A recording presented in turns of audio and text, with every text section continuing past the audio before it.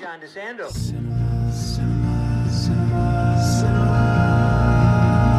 Classics, let's go to the movies and share some popcorn, soda pop with our friends. Turn off our cell phones and get away. Night or day, it's John DeSando on the radio. We'll watch the credits from up high and low. Cinema Classics on Cinema Classics is produced by John DeSando. It airs Thursdays at 8:01 p.m. on WCBE 90.5 FM. Listen to shows and read reviews online at wcbe.org. I'm John DeSando. And I'm Mary Yerina. And this is Cinema Classics.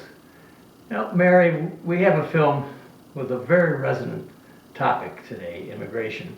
Yes. And it's called The Old Oak. I initially thought, I said, oh, this must be about tying a ribbon around a tree. You've got the old oak tree. But You're showing your age. I am. But don't you think there's a little something there? Maybe, but if you know that it's a British film, you'd probably guess that it's about a pub. That's right. It is. But I think there's something about the Syrians in this coming home, trying to find a home in the little town in northeast England. Set it up for us. So this is the story of Syrian immigration due to the war and ongoing war in Syria, and how they are placed in an old mining village in the north of England that itself has been suffering and in decline since the mines were closed to break the unions. And then there's been no reinvestment by the government of England in that area. And you have these villages and cities that were dependent on the work from the mines that have been slowly dying and decaying and becoming abandoned for the past 20 to 30 years. Right, yeah. So you have that dynamic of people who feel hopeless in their own life in their village, now having Syrian refugees who have been victims from their own country placed together in this village. And it's the story of how those two communities ultimately come together. Yeah, and Ken Loach, who's the director, is perhaps the most famous exponent of social realism. And this is allegedly his last film. Allegedly, but he is 87. I know, so it might be his I know last it is. film. But he's always supports the working class and against the government. He must be such a thorn in the side of any conservative government. But he does the job, and some would say maybe a little bit too sympathetic. But I find there are moments in this film that have really struck me as realistic as you can get. That is, people who see the value of their homes go way down. Way down. Yeah, I mean, here they've And being sold online unseen. yes, for a pittance Yes, of what their yes. homes were once valued for. Yeah. So when you see these good old boys sitting around the pub, which is really about the last place you can convene in this town, and complaining about it, complaining about the values of their homes because of these people who are coming in and being supported by the government, and here they're just trying to make their way around it. I get it. You Right, know? they're angry because Yeah.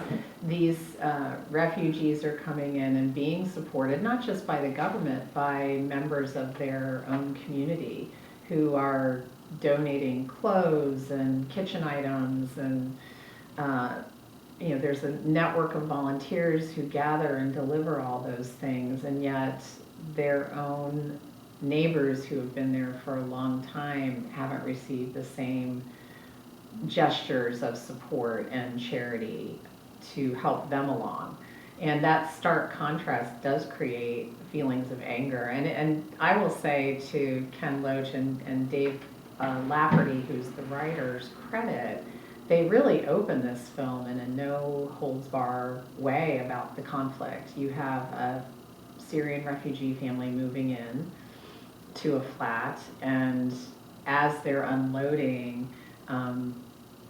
people have gathered around and are really angry and are shouting things at this family, who only one that we know of at the time speaks English, But it was that incident that led one of the volunteers who was helping with the move and who was somewhat reserved and quiet, TJ Ballantyne, played by Dave Turner, befriend the young woman who's the oldest child of this family moving in, and the bridging of the gap, not only from their own individual hurts and victimization, but also for the community is born from that friendship. And it's really beautiful. And we have relatively new actors in those roles. Dave Turner, talk about social realism, was a retired fireman. Right. I thought he was a truck driver. Yeah, no, retired fireman. And when he retired, he was cast as somewhat of an extra, or a really small role in another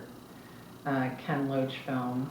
And then also in I, Daniel yeah. Baker, which won the Palme d'Or at the Cannes Film Festival. So, I mean, he took on this lead role, and it is really wonderful in it, as is the young actress who is of Syrian descent, born and raised in the Golan Heights, and she's a drama teacher for K through 12 education. Yara, she plays Yara. Yeah, she plays Yara, the young woman, and it's her name is Elba Mari, and they're both wonderful. Their relationship is wonderful. Well, Mary, I have to admire so much Ken Loach for this, because and the American approach to this, they might even have a romantic relationship. I mean, there's 20 years or so between them, so it's possible. Yeah, at least.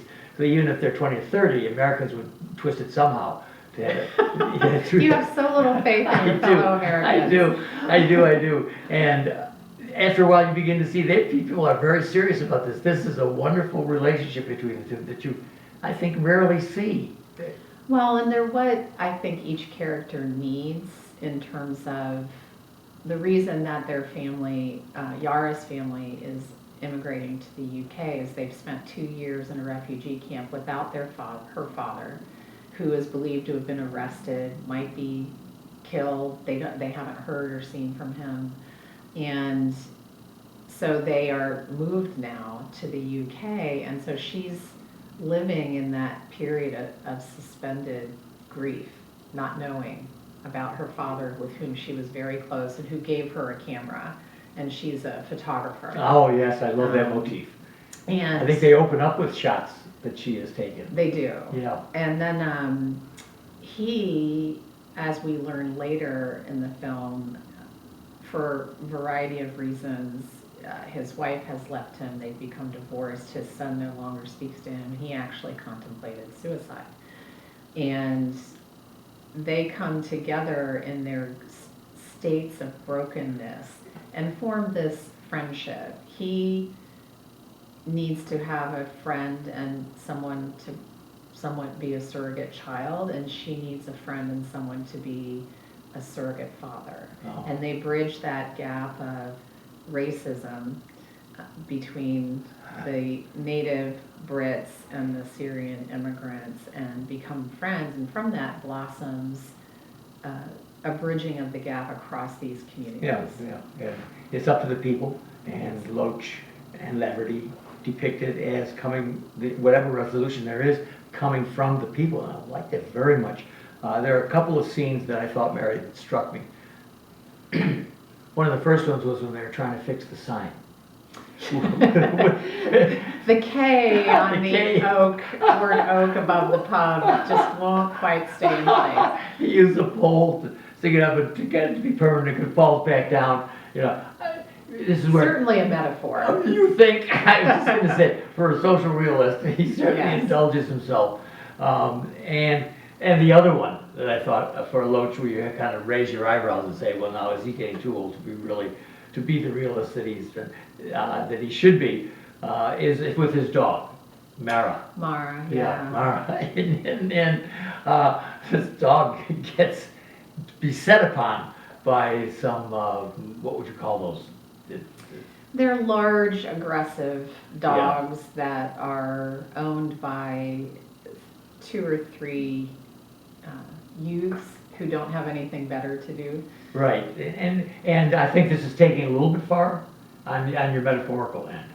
You got And a bit of a setup for us to be sympathetic to TJ, of course. Well, I cried. I I'm a know, dog there you go. person. I There you cried, go, so right. I know. was in hook, line, and sinker at that point. Well, to me, TJ and Yara make this film. They do. They deliver it, and their relationship is superb. It's just what you would hope two human beings with and particularly him with the sensitive side that he so easily takes to helping the Syrians. I've loved that. And interestingly, I think he as a character evolves because when we meet him, he's following orders. He's been asked to help deliver because he has a van, so he's along for the ride and helping deliver, but very quiet. But by the end of the film, he's taking the lead. So he's healed enough that he starts to ask, what can I do to help everyone in the community, not just the Syrians? And he takes up that challenge by opening the back room of his pub that's been long closed. That's right.